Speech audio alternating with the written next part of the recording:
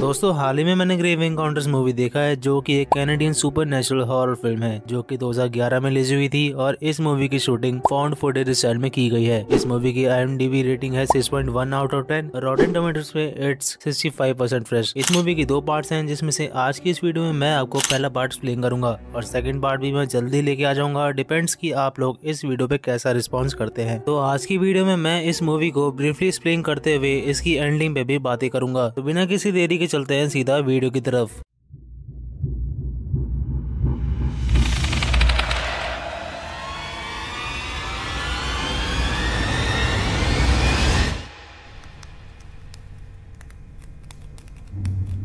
तो मूवी के opening scene में हम एक आदमी को देते हैं जिसका नाम जेरी हार्टफील्ड होता है जो कि एक ghost investigation production TV series का प्रोड्यूसर होता है और उस टीवी सीरीज का नाम भी ग्रेव एनकाउंटर्स होता है जो कि इस मूवी का नाम भी है। जेरी हमें बताते हैं कि इस टीवी सीरीज को 2003 में 5वें एपिसोड के बाद बंद कर दिया गया था क्योंकि 6ठे एपिसोड को शूट करते टाइम अचानक से उनका पूरा क्रू मिस्टीरियसली एक साथ गायब हो गया था। लेकिन 2010 में उन फुटेज को रिकवर किया गया जिन क्लिप्स को जेरी हम व्यूअर्स के साथ शेयर करते हैं। अब यहाँ पे मूवी स्टार्ट होती है जहाँ पे हमें पूरे क्रू मेंबर्स को दिखाया जाता है जहाँ पे उस टीवी सीरीज के होस्ट का नाम लेंस प्रिस्टन था और दूसरे बंदे का नाम मैट था जो कि सर्विलेंस ऑपरेटर था और साशा पार्कर नाम की एक लड़की जो कि ऑकल्ट स्पेशलिस्ट थी यानी कि भूत वगैरह को भगाने का काम करती थी। टीसी और गिब्सन रिकॉर्डिंग का काम संभालते थे और हॉस्टन नाम का बंदा आत्माओं से कॉन्टेक्ट करने का मीडियम था और वो सब एक रिवर व्यू हॉस्पिटल नाम के अबेंडन मेंटल अजाइलम में शूटिंग के लिए जाते हैं जिसको एक टाइम पे मेंटल पेशेंट के इलाज के लिए बनाया गया था। पर उस हॉस्पिटल की हालत इतनी खराब थी कि उनके पेशेंट्स को टाइम पे खाना नहीं मिलता था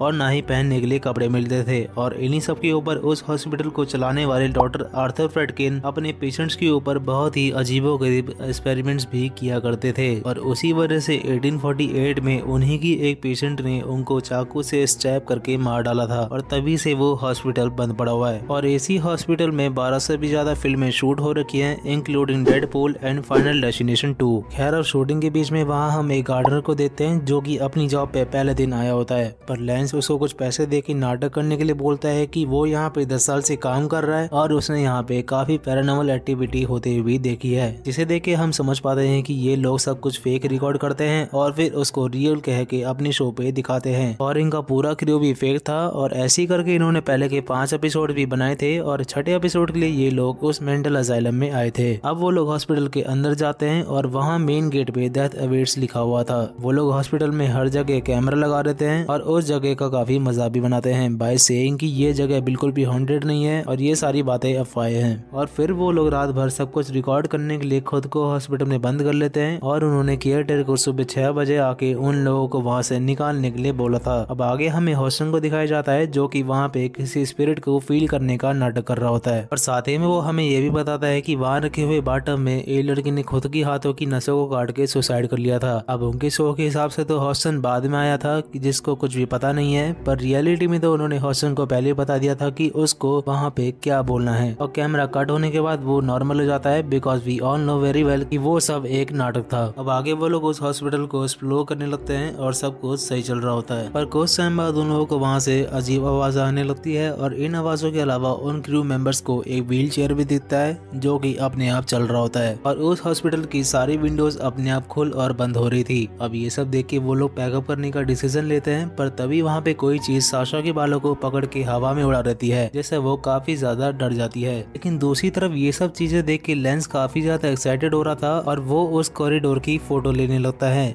जहाँ हम उस फोटो में व्हाइट कलर के सर्कल्स को फ्लोट होते हुए देखते हैं जो कि वहाँ पे खड़ी हुई कोई स्पिरिट को सिग्निफाई कर रहे होते हैं। इन सब से टीसी काफी डर जाता है और उन लोगों को वहाँ से निकलने के लिए बोलता है और लेंस उसकी बातें थोड़ी देर बाद मान भी जाता है। अब जैसे ही वो लोग मेन डोर की तरफ जाते हैं जहाँ पे उनका सारा सामान पड़ा हुआ था वहाँ वो लोग देखते हैं कि मैट वहाँ से गायब हो चुका था। साथ ही में उन्होंने ये भी नोटिस किया कि ऑलरेडी 6:15 हो चुके हैं पर हॉस्पिटल का केयर टेकर उन्हें लेने अभी तक नहीं आया। अब लेंस और टीसी उस डोर को तोड़ के बाहर निकलने की कोशिश करते हैं पर डोर को तोड़ देने के बाद उनको वहाँ पे एग्जिट की जगह दूसरा रूम मिलता है और ये देख के हम व्यूअर्स को ऐसा लगता है कि ये हॉस्पिटल एक भूल भुलैया जैसा था जो कि खत्म ही नहीं हो रहा था और उस हॉस्पिटल के सारे वॉल्स भी अपने आप मूव हो हो रहे थे और हर एग्जिट को क्रॉस करते ही उन्हें एग्जिट के जगह कोई दूसरी दीवार मिलती थी। यहाँ एक अजीब बात ये भी थी कि हॉस्पिटल में तो रात थी पर फोन की टाइमिंग के हिसाब से सुबह हो चुकी थी। अब धीरे धीरे उस हॉस्पिटल में पैरानॉर्मल एक्टिविटी बढ़ती जा रही थी, जिससे वो क्रू दिमागी रूप से अनस्टेबल होते जा रहे थे और साशा की बैग पे भी कोई एंटिटी हेलो वर्ड स्क्रैच करके लिख देती है। अब बाहर का रास्ता ढूंढते ढूंढते वो क्रू एक औरत को देखते हैं जो कि एक वॉल की तरफ फेस करके खड़ी हुई थी। पर जैसे ही वो क्रू उस औरत को आवाज देते हैं, वो औरत उनकी तरफ पलटती है जिसका फेस डिमोनिक रूप से डिस्टॉर्ट होता है, जिसे देख के वो सब वहाँ से भागने लगते हैं। इसी भागा दौड़ी में हॉस्टन भी वहाँ से सबसे अलग हो जाता है और उसको एक स्पिरिट जान से मार डालती है। अब उस क्रू में बचे हुए लोग काफी ज्यादा डरे हुए थे और साथ में काफी ज्यादा थके हुए भी थे,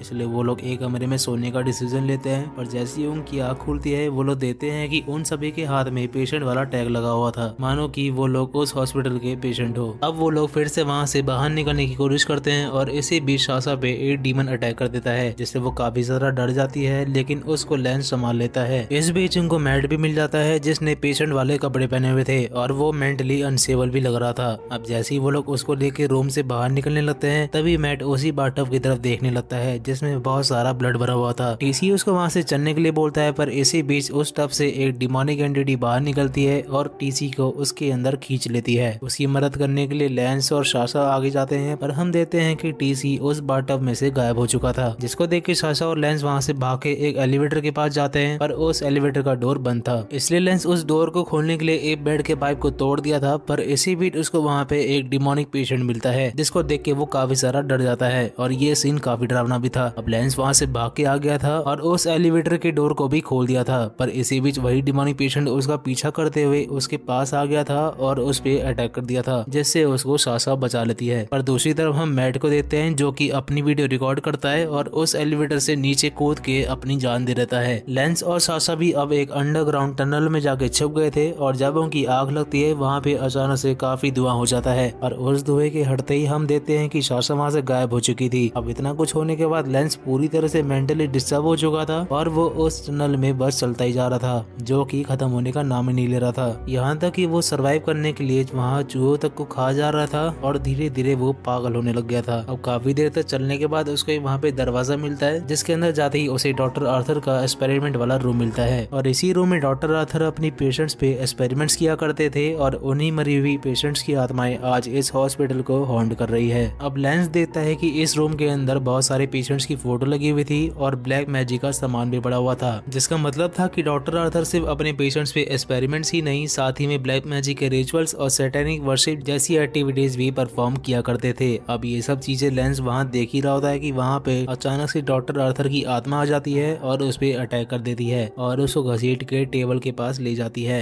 और कैमरा यहीं पे कट हो जाता है। अब अगले सीन में हम देखते हैं कि लेंस अभी भी जिंदा है और वो कैमरा में देख के बोलता है कि डॉक्टर ने उसका ऑपरेशन कर दिया है और अब वो बिल्कुल ठीक है और वो घर वापस जा सकता है, लेकिन लेंस बिल्कुल भी नॉर्मल नहीं लग रहा था। फिर वो वीडियो में सिग्नेचर आउटरो देता है और इसके बाद मूवी खत्म हो जाती है। तो दोस्तों ये था ग्रेव एनकाउंटर्स का फर्स्ट पार्ट। आई होप कि आप लोगों को कोई भी डाउट नहीं होगा। अब मैंने अपनी तरफ से इस मूवी को अच्छे से एक्सप्लेन करने की पूरी कोशिश की है, लेकिन ये मूवी फाउंड फुटेज स्टाइल में है, तो इस मूवी के एक्सप्लेनेशन को देखने से ज्यादा इस मूवी को खुद देख के फील करने में ज्यादा मजा आएगा। अब अगर आप लोगों को हॉरर मूवी देख के डर नहीं लगता तो इस मूवी को जाके देख लेना। डर किसे कहते हैं ये आप लोग अच्छे से समझ जाएंगे। अब इस मूवी को देख के हमें ये पता लगता है कि इस हॉस्पिटल से निकलने के सिर्फ दो ही तरीके हैं, या तो उन्हें डॉक्टर आर्थर की आत्मा से अपनी बॉडी पे एक्सपेरिमेंट करवाना होगा या फिर अपनी जान देनी होगी। हालांकि लेंस इस हॉस्पिटल से बाहर निकलता है कि नहीं ये तो हमें मूवी के अगले पार्ट में ही पता लगेगा, जिसकी वीडियो मैं जल्द ही लेके आऊंगा। तब तक के लिए अगर आप लोगों को ये वीडियो पसंद आई है तो वीडियो को लाइक एंड शेयर करना मत भूलना और चैनल को भी जरूर से सब्सक्राइब करके बेल आइकन को भी प्रेस कर लेना, ताकि आप लोग इसका सेकंड पार्ट मिस ना कर दे। मैं मिलूंगा आप लोगों से अगली वीडियो में, तब तक के लिए thanks for watching and take care.